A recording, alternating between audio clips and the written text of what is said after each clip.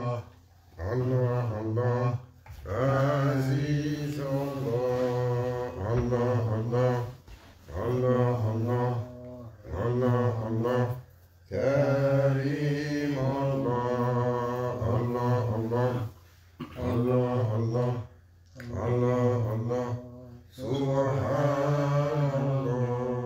Allah, Allah, Allah, Allah, Allah, Allah, سلطان الله يا ربي أنت السلطان نحن أعوذ بالله من الشيطان الرجيم بسم الله الرحمن الرحيم دستور مدد يا سيدي يا سلطان الأولياء الحمد لله نعمة الله les faveurs d'Allah.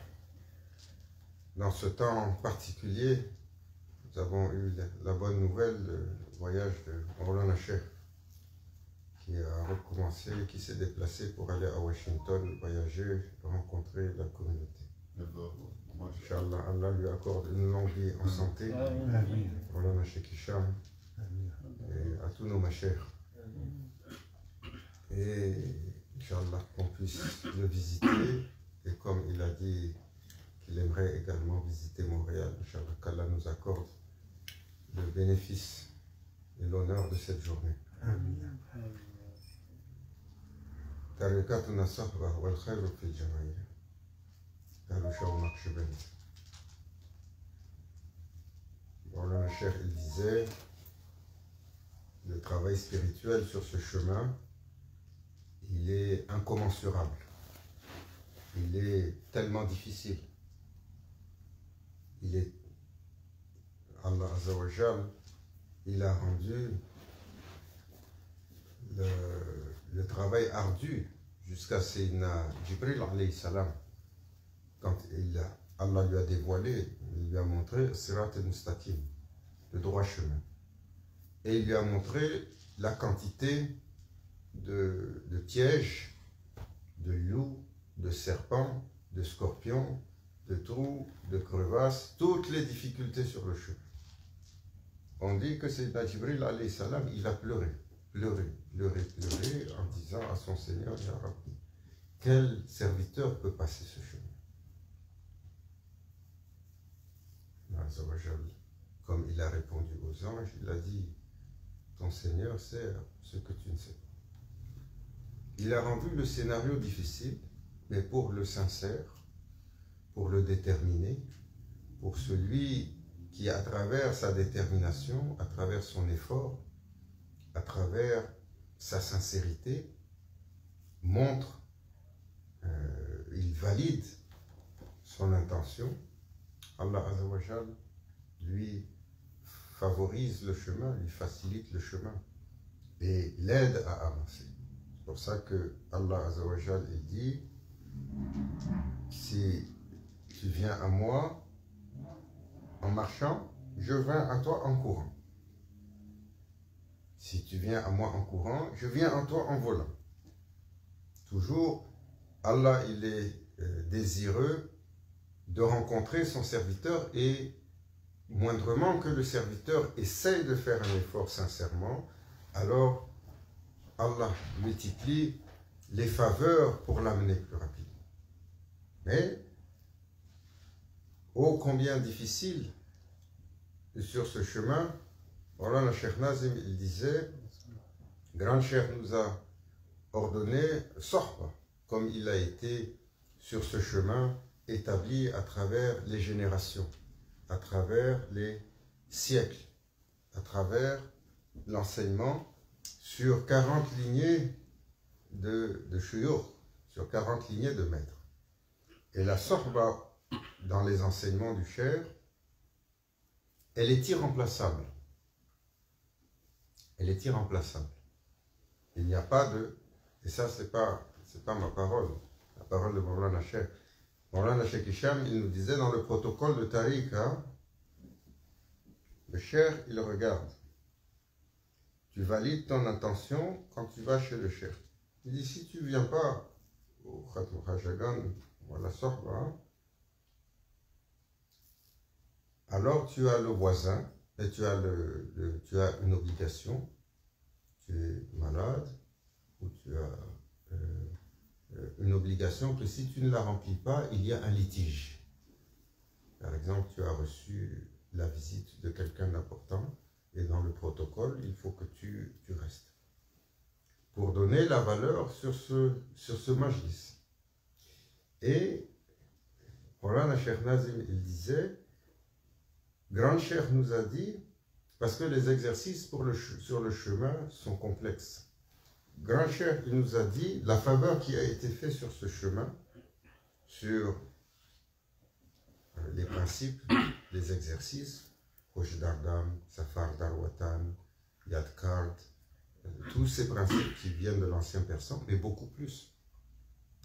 Quand on a posé la question à Maulana Cheikh Nazim, il dit, oh Cheikh, comment on fait pour surveiller notre souffle? Comment on fait pour surveiller le souffle? Parce que c'est un des principes. Tu dois développer la conscience sur chaque souffle. Chaque souffle, tu donnes le istighfar. Chaque souffle, tu donnes le shukr. Sur chaque respiration, tu dois demander pardon à ton Seigneur pour purifier de tout ce qui est subtilement négatif, tous les péchés possibles, quels qu'ils soient. Et chaque souffle, tu dois glorifier ton Seigneur qu'il t'a accordé ce nouveau souffle de vie. C'est un état de conscience permanente, très difficile à atteindre. Qui se souvient à chaque instant qu'il respire? Surtout que c'est une fonction automatique du corps. Et on a posé la question à Maulana Cheikh, comment faire Safar Darwatan? Comment faire le voyage intérieur? Nous qui sommes pressés de voyager, tout à l'heure on avait un magnifique frère ici avec qui on a discuté, et on rentre dans le couvre-feu qui est changé pour 20 heures. Et qu'est-ce qu'il a dit? Il a dit, moi je m'en vais samedi en Tunisie. Je vais faire Ramadan là-bas. Et c'est pour lui, il y en a la meilleure des nouvelles. On est toujours pressé pour le voyage. On est toujours pressé. Si on a l'occasion, on va monter bientôt dans les Laurentides pour la Delga, Djibouti. Si on pouvait, on va jusque sur Mars. On est en train d'essayer. L'humain a ce désir de se déplacer, de voir du pays. Et le principe d'Archibald dit, avant de voyager pour aller voir du pays, avant de voyager et vous désirez traverser les continents, traverser les mers, traverser les océans, traverser l'atmosphère, traverser le système solaire. Si on pouvait, on irait jusqu'à la fin de la galaxie. Si on pouvait, on irait jusqu'à la fin de l'univers. C'est la nature de l'humain. Il a ce désir de se déplacer, il a dit fait le voyage intérieur. Car ce que vous voyez, il dit Cheikh Muhyiddin Ibn Arabi, il dit, ce que vous voyez, c'est le petit univers. Le véritable univers, il est à l'intérieur. Celui-là, il peut être absorbé à l'intérieur de votre univers et il disparaît comme la bague que tu as jetée dans le désert. Ça, c'est une parole du prophète sallallahu alayhi wa sallam, pour exprimer la réalité de l'humain. Le voyage intérieur, ils ont demandé à Maulana Cheikh, comment on fait?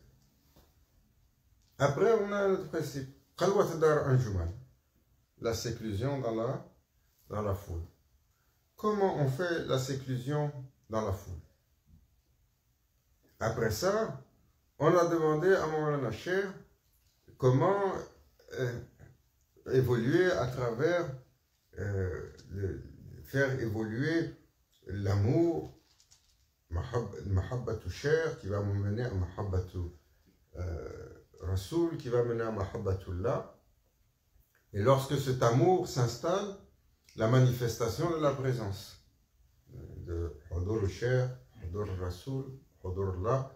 Après, le fana, l'extinction, où le moi se dissout et le serviteur se trouve habillé par une réalité beaucoup plus grande. D'abord celle de son cheikh, avec laquelle il fait une ascension, ensuite celle du prophète sallallahu alayhi wa sallam, avec laquelle il fait une ascension jusqu'à arriver dans Fana Umfilda, cette station décrite par les machins. Comment on ouvre pour les pouvoirs, Hakikatul Tay, Hakikatul Jazba, Hakikatul Irshad, et ainsi de suite. Comme chaque fois qu'on posait la question à Maulana Cheikh, quels sont les exercices, Maulana Cheikh Nazim a toujours dit, par la faveur des machers, Khasatan Sayyidina Cheikh Abdullah Faiz al-Dagestani, il a dit, nous avons eu l'honneur de rassembler tout cela dans la sorbe. Et tous les exercices sont rassemblés dans la sorbe. Le serviteur prend son bâton, va s'asseoir avec son chef dans la sorba. Quelle sorba? Sorba de cœur, dans le cher, avec le cher. Pour nous, on est loin. Là, avec l'intention, on dit dès qu'on s'assoit et qu'on commence la sorba, la réalité du cher se manifeste. Oh, combien précieuse cette faveur-là. Et c'est pour ça que dans les principes, on dit il y a une faveur comme cela qui est si importante, elle accorde un bienfait inexorable, qui n'a pas de mesure. C'est un rendez-vous avec le cher. C'est un rendez-vous avec le cher. Jusqu'à ce que cette manifestation alors se présente également se présente à l'intérieur. Même là, ça ne nous exempte pas. Hein, comme nous raconter l'histoire que Maulana Cheikh Hicham nous a racontée. L'étudiant qui a atteint sa station. Le Cheikh, il ne l'a pas vu longtemps. Il l'a croisé, il a dit, oh, mon fils, ça fait longtemps. Il a dit, oh Cheikh, le dhikr que je fais avec les anges. Il a dit, maintenant, votre baraka, c'est ouvert, je m'assois, tous les soirs, je fais le dhikr et je me lève, je vois les anges. Il a dit, ah, ça. Il a dit, mon fils, moi, je demande une faveur de ta part, tout ce que tu veux. Prends-moi tire l'oreille de l'ange quand tu le vois, coupe un morceau de poil, que je vois cette créature angélique. Il a dit, je te ramène avec ton ordre. Quand il est venu le lendemain, il est arrivé dans la lamentation, la tristesse. Il a dit, qu'est-ce qui est arrivé? Il a dit, oh cher, j'étais assis et dans le dhikr avec les anges, et j'ai voulu prendre un morceau, et j'ai entendu le son de dhikr et la mélodie des anges. Elle a été interrompue et j'ai entendu le son le plus horrible. Et mon illusion, elle a changé. J'ai vu que j'étais assis à l'étable. Et l'oreille, le poil que j'avais coupé, un morceau de l'oreille de l'âne. Ça, c'est une histoire que mon Cheikh Hicham nous a raconté, Cheikh Nazim qui l'a raconté. Pour nous dire, et il nous disait, mon Cheikh, même si tu es assis dans cette assemblée, il y a un bienfait dans le majlis du Cheikh. Et ce majlis, il est important. Et il y a une faveur parmi les faveurs, à la veille d'un mois particulier, Shahr Ramadan. Shahr Ramadan, tout le monde, il est inquiet. Pourquoi? Parce qu'on a le couvre-feu. Ici, nous, on est au Canada, le couvre-feu à Montréal, il va être changé pour 20 heures. Donc, à partir de 20 heures, on ne peut plus sortir.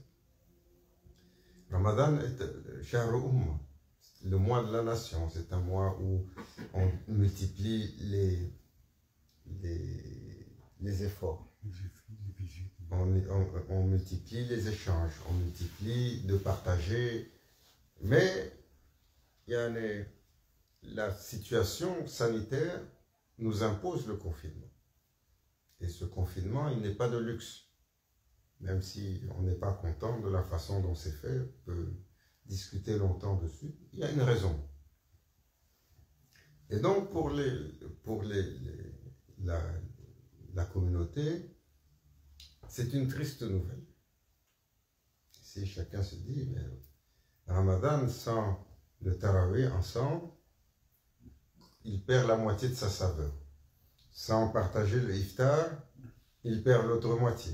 Sans se rencontrer pour la prière, on a perdu la troisième moitié.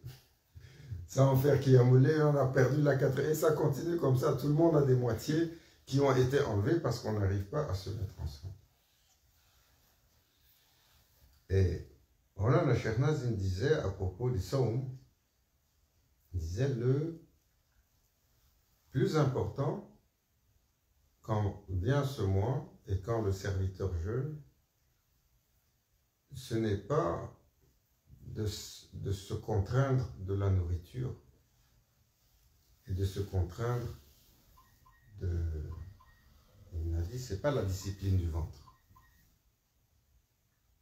La discipline du ventre, une fois qu'on l'impose et on a des garde-fous, elle se tient. Le plus difficile,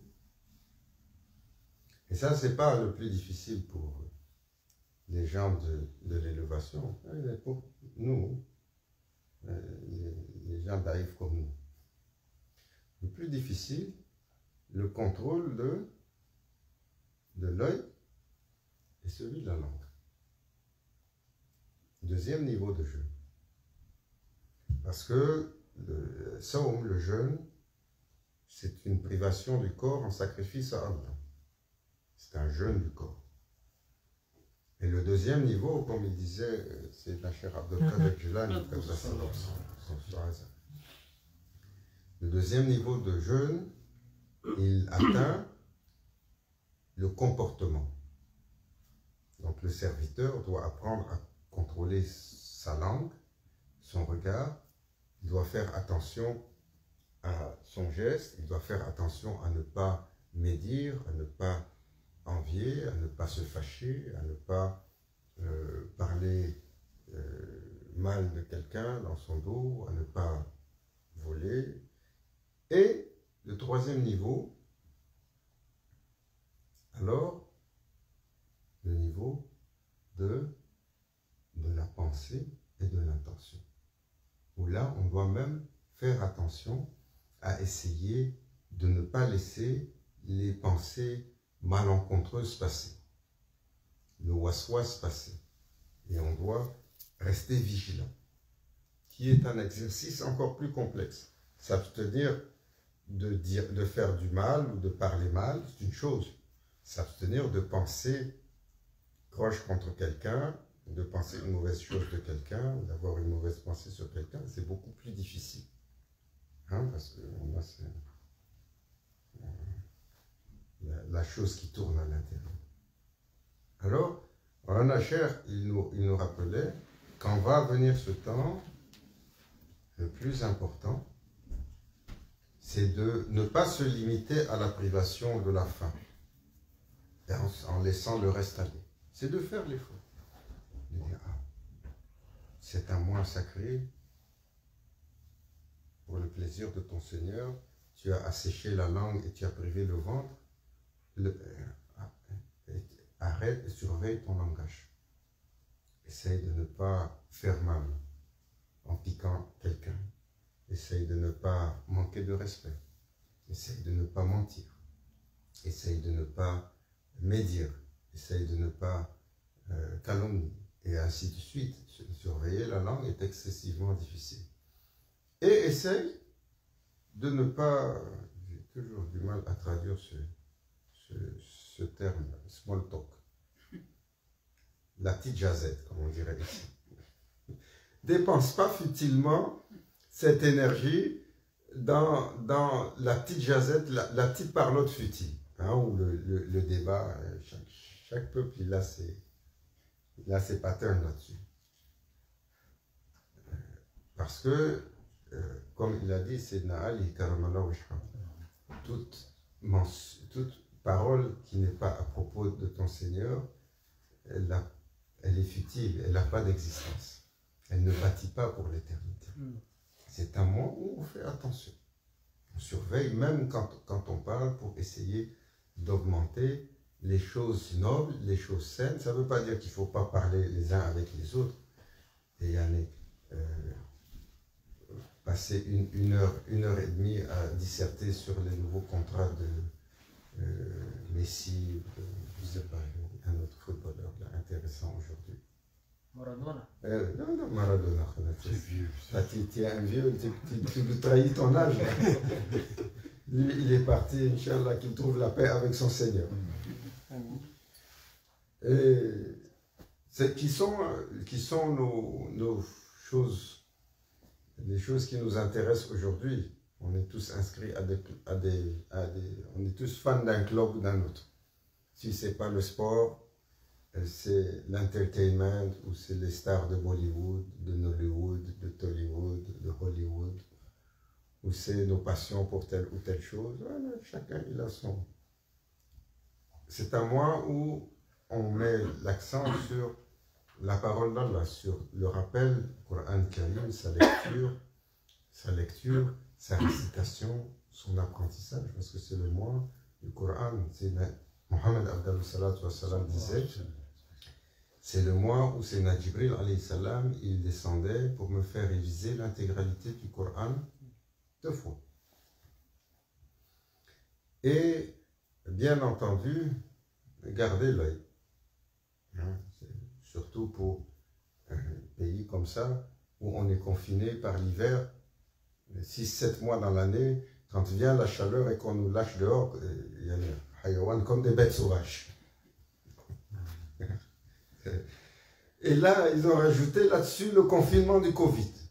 Ouh, papa, vous allez voir, demain il fait 20 degrés, et cette chaleur, ce qu'elle fait monter chez les humains. Et c'est le temps, alors, pour faire l'exercice. Yahoo, si tu as privé le corps pour le plaisir de ton Seigneur, ne va pas réduire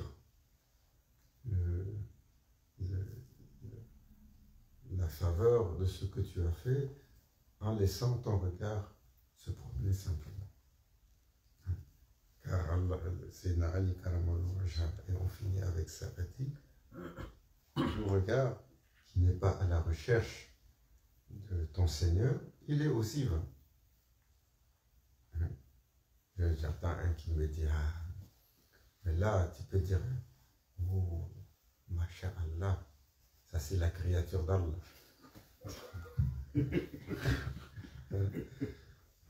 Comme il dit l'autre, il dit le premier regard, ça c'est le fruit du hasard, il est pardonné. Le deuxième, non. Non, premier regard, il regarde, ça finit pas. Jusqu'à il tourne la tête, il a la chance, il n'a pas cogné sa tête sur le poteau. Il est devant lui. Et on a tous des histoires comme ça. Qu'Allah nous pardonne, qu'Allah nous guide. Le regard, c'est pas simplement le regard qui regarde l'interdit. Surveillez le regard, parce qu'il y a la chose qui est interdite. Pour voir ce qui est privé chez quelqu'un d'autre, c'est pas conseillé pour le croyant. Mais il y a le regard également inquisiteur. Celui qui cherche. Toujours, il est à l'affût de chercher le défaut chez l'autre. Notre spécialité aujourd'hui, surtout avec certaines écoles de pensée. Oh mon frère, je pense que ta prière, elle n'est pas acceptée. Salam alaikum d'abord. J'ai vu que tu as prié trop rapidement. Nous, on était en train de prier ensemble. Moi, je prie, toi, tu as le chronomètre dans la main, au lieu d'être occupé avec ton Seigneur. C'est toujours chercher le défaut chez l'autre. Toujours le regard qui est qui cherche à critiquer l'autre. Il y a celui qui cherche le défaut, il y a celui qui cherche la critique, et il y a le regard envieux. Le regard envieux qui nous habite dans un temps où la dunya est maîtresse. Toujours cette compétition les uns envers les autres. On est envieux les uns pour les autres. Dès que tu as vu ton frère, ta soeur, elle a un bien, la maison, la voiture, même les enfants, où tu vois un état de bonheur. Hein? Voilà, machallah. On a Hassad qui pointe. Dès que tu vois le khair, ou tu vois le succès, tu vois le bien, ou tu vois le succès tout de suite. Hein? Et allez, aujourd'hui, même nos systèmes politiques enseignent cela. Ils nous ont dit, vous avez besoin de la démocratie. Et maintenant, il faut faire la compétition pour élire. Pour monter sur la chaise, il faut raconter des histoires et faire plaisir. Une fois qu'on est sur la chaise, il faut aussi raconter des histoires et faire plaisir pour rester là-bas. Pendant ce temps, l'opposition, qu'est-ce qu'elle fait? Tout ce que vous faites, il faut critiquer. C'est pour ça qu'on appelle l'opposition. Même si c'est 100% mieux que tout ce qu'ils auraient pensé, il faut critiquer. Donc on trouve le meilleur des critiqueux, qui a quelques scénaristes à l'arrière de lui, juste pour critiquer. Et c'est ça qui nous enseigne aujourd'hui à devenir des critiqueux professionnels. Même nos leaders, même nos systèmes gouvernementaux nous enseignent cela. La critique, le prophète sallallahu alayhi wa sallam a dit, Jihad al-Akbar. La critique, hein, quand tu as voulu pointer vers quelqu'un pour essayer de le critiquer, il faut que tu te souviennes que tu as 3 autres doigts qui pointent vers toi. Tu as oublié celui-là. Hein? La chère, il disait toujours, sois occupé avec celui qui est sous ton turban ou sur ton hijab. Et il ne faut pas s'échapper dans cette critique on appelle ça, dans la vertu morale religieuse, hein, ce que nous faisons souvent. On critique les autres parce qu'ils ne sont pas, droits, hein, ils ne sont pas sur la rectitude. Hein? Voilà, Cheikh Hicham, Cheikh Nazim lui a donné une grande leçon là-dessus, qu'il nous a enseigné. Il a dit, on était au Liban, je m'excuse, on va finir, on était au Liban. C'était pas cette période. Et le Liban, multiconfessionnel, il y a des chrétiens, il y a des musulmans. On est passé dans une communauté chrétienne et ils avaient fait des décorations dans la rue, ils avaient mis une arche, ils avaient mis une grosse croix en haut. Et je conduisais mon Cheikh Nazim dans la voiture. Et quand je suis passé en dessous de la croix, j'ai vu ça, j'ai pensé à l'intérieur de moi. Alhamdulillah. Alhamdulillah, c'était quoi? Alhamdulillah qu'on n'est pas perdu avec un tel symbole. Hein? La chère Nazim, toujours, il rigolait. Il dit, vous avez fait la croix, c'est le symbole de torture, c'est soi-disant le symbole de torture de votre prophète et de mort. Et si, comme Sayyidina